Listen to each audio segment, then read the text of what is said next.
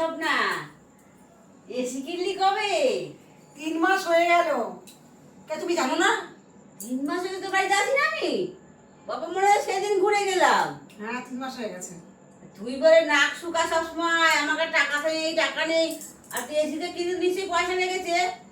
আরে বৌদির কাছে ধার করে কিনেছি। বাবা ধার করে আবার এসি কিনেছিস? খারাপ যা না, গরম পড়েছে, উপায় ছিল না। ভালোই হয়েছে, বুদ্ধি আছে তো। স্বপ্না, স্বপ্না কোথায় আছো? হ্যাঁ বৌদি এসো। কি ব্যাপার? ও বৌদি এসো এসো, বসো। আসো, কতদিন পর আসলা? আমি এখানে বসতে আসিনি। 1 মাস নাম করে 20,000 টাকা নিয়েছিলে, আজকে 3 মাস হয়ে গেল এখনো তো টাকা দিলে না। আরে রাগ করছো কেন? এসো এসো, বসো। আরে বসো বসো। আরে এসে আরে ভাড়া না, টাকা শোধ হয়ে যাবে তোমার। এসো। আমি এখানে তোমার এসির হাওয়া খেতে আসিনি। তুমি এখানে এসির হাওয়া খাচ্ছ আমার টাকা মেরে।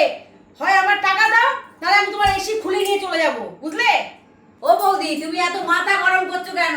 আরে বসো, ধার যখন নিয়েছে ও ঠিক শোধ করে দেবে। আরে বসো বসো, অত মাথা গরম করো না।